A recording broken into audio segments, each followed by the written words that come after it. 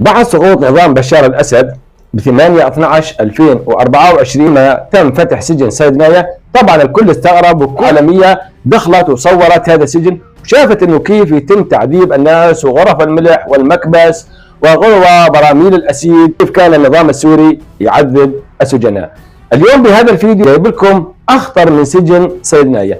راح تقول لي هل باخطر من سجن سيدنايا؟ راح اقول لك نعم. تخيل يا اخي الكريم او يا صديقي العزيز، اعتقل في كوريا الشماليه. كوريا الشماليه هي بحد ذاتها دولة غامضة، يعني من المستحيل او يعني من شبه المستحيل انك تقدر تاخذ معلومة من داخل الدولة او من كيف يعيشون الكوريين داخل كوريا. لكن هاي المعلومات اللي اليوم راح نكلمكم بها بهذا الفيديو اللي تكلم بها مين؟ اللي تكلم بها ناجي وحيد من احد معتقلات كوريا الشمالية واخطرهن على الاطلاق، معسكر 14. شو هو المعسكر 14 وشو قصة هذا المعسكر؟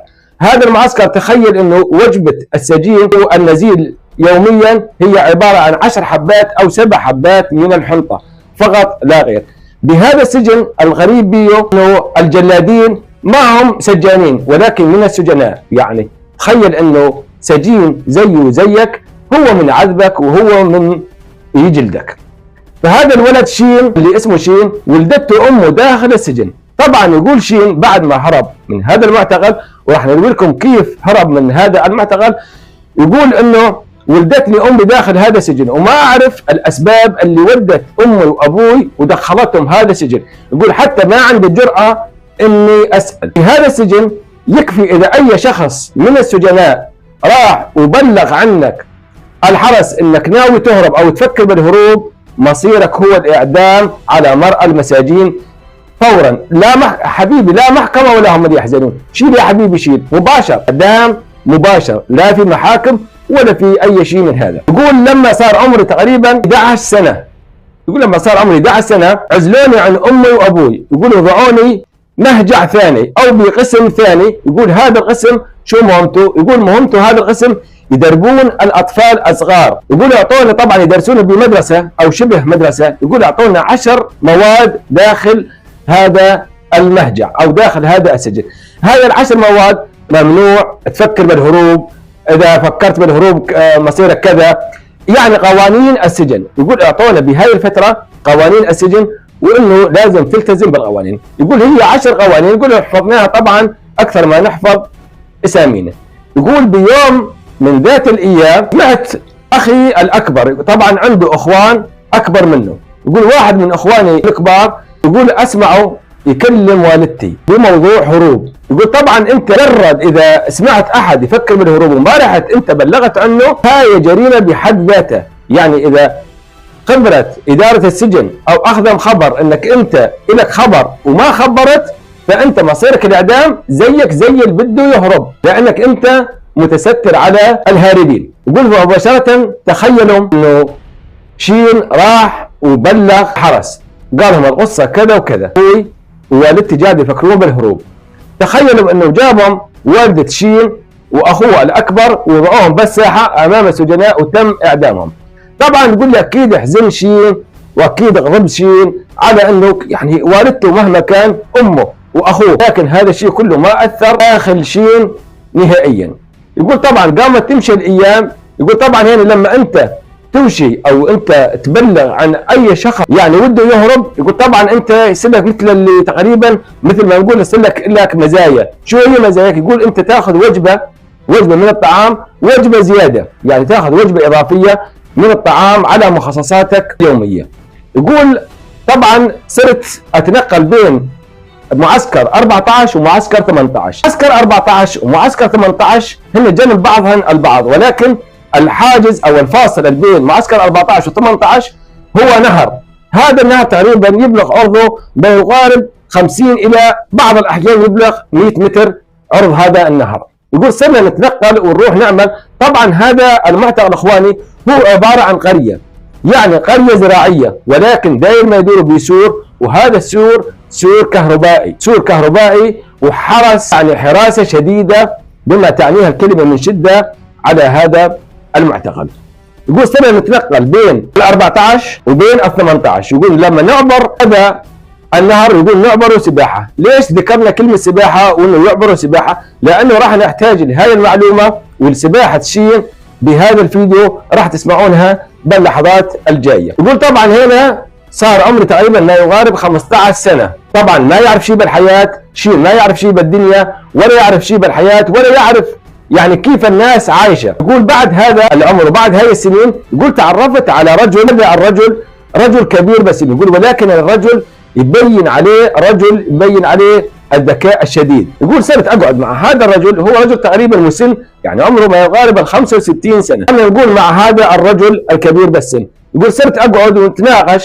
يقول هذا الرجل صار يسر لي ويكلمني كيف الناس عايشه برات السجن. يقول انا استغربت انه هل يعقل انه ببشر عايشه خارج السجن؟ يقول اثاري انه موجود بالفعل ببشر عايشه خارج السجن. ليش طبعا ما صدق هذا الكلام شيء؟ يقول شيء لانه انا من ولدتني امي داخل هذا المعتقل. يقول حتى ما اعرف الاسباب اللي دخل والدي السجن ووالدتي داخل السجن. طبعا شيء في له اخ اكبر منه بالعمر مثل ما اسلفنا تم اعدامه لانه شين راح اوشى بامه واخوه الاكبر. يقول هذا الرجل بعد عده ايام وبعد يعني عشرة صارت بيني وبين هذا الرجال، يقول بيوم من الايام صرنا نخطط للهروب من سجن او معسكر 14. يقول ولكن الخطه شبه مستحيله لانه عده اشخاص حاولوا الهروب وباءت خططهم بالفشل وتم اعدامهم مباشره، لا تخضع لا للمحكمه ولا لاي شيء كان، مباشره مجرد ما اي شخص يوشي عليك انك انت عندك نيه للهروب راح يتم اعدامك. يقول بيوم من الايام وكان الوقت شاتي تقريبا بشهر 12، يقول جتنا مهمه ان نروح نعمل ونقطع الاخشاب على الحدود الصينيه كوريا الشماليه. يقول هذا المعسكر النقطه هاي راح نكون احنا قريب من حدود الصينية. يقول طبعا هذا السلك داير ما يدور، هذا السجن هو سلك حديدي مكهرب بكهرباء تقريبا 1200 فولت، يعني مجرد ما تلمس هذا السلك انت راح تكون يعني مودع المونديال. يقول لما صرنا نفكر خطر على بالنا بذاك اليوم، يقولوا عملنا على الحدود تقريبا يستغرق من 14 الى 17 ساعة عمل. يقول بهاي المنطقة حرس شبه خفيف يعني بين النقطة والنقطة للحرس تقريبا ما يقارب 700 ومنها تصل الى الكيلومتر. يقول بذاك اليوم كان الجو شاتي وحل الظلام. يقول واحنا نقطع الاخشاب يقول سوينا مثل السلم عبارة عن سلم من الخشب. يقول طبعا ضبطناه يعني امور بدائية لانه ما بيعدهم اي شيء كان من امور الحديد او مسامير. يقول فضبطناه في السلم وعلى اساس كانت النيه انه نخترق هذا او نقطع هذا السلك الكهربائي، ومن قطعنا هذا السلك الكهربائي نقدر نطلع من تحت السلك الكهربائي وما تمسنا الكهرباء ونخرج سالمين ونخرج الى حدود الصينيه. يقول ولكن الصدمه الكبرى واحنا نحاول انه نهرب هذا الرجل المسن ضربته الكهرباء وتوفى على الفور. يقول ولكن لما توفى وضربته الكهرباء يقول انه تم قطع هذا السلك الكهربائي، يعني هاي المسافة اللي فوق جثمان هذا الرجل المسن هي خالية من الكهرباء. يقول لما حاولت اقطع من فوق جثمان هذا الرجل يقول صار عندي هاجس الخوف. يقول طبعا هنا صمت اهل القبور، مستحيل انك انت تقدر يعني تتنفس حتى ولو تعرضت الاصابة. يقول جبت الواح من الخشب وقطع من الخشب ويقول صرت اضع فوق جثمان هذا الرجل الميت الرجل المسن. يقول سويت عباره عن مثل الجسر عشان انه اذا تخطيت هذا الرجل خاف انه هذا الرجل لانه تمسني الكهرباء او اي شيء كان راح اموت على الفور. يقول بالفعل قدرت اني اطلع من فوق هذا الرجل. يقول ولكن تعرضت الاصابه ضربتني الكهرباء برجلي لكن اصابتي خفيفه احترق لباسي وتعرضت الاصابه ولكن بامكاني اني اقدر اكمل مشي.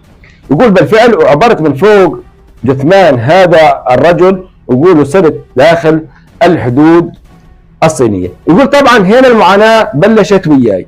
الأراضي الصينية طبعا أقرب قرية تبعد عن هذا المعسكر حتى داخل الدولة الصينية ما يقارب 200 إلى 250 كيلومتر، لأنه القرى القريبة من جهة كوريا الشمالية اللي داخل كوريا الشمالية هي تقريبا 180 كيلومتر. يقول ولكن خارج الحدود أقرب قرية صينية على المعسكر أو على مكان ما هربت من هذا المعسكر 200 إلى 250 كيلومتر.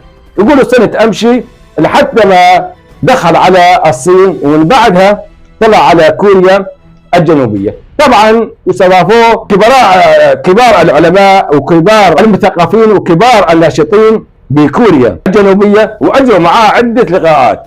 وهذا اللقاء اللي تكلم به شين عن قصته، قصة والدته وقصة أخوه، قصة هذا المعتقل. لأنه من النادر أنك تلقى شخص من كوريا الشمالية أنه يقدر يطلع ويصرح بهذا الكلام إلا إذا كان خارج الحدود.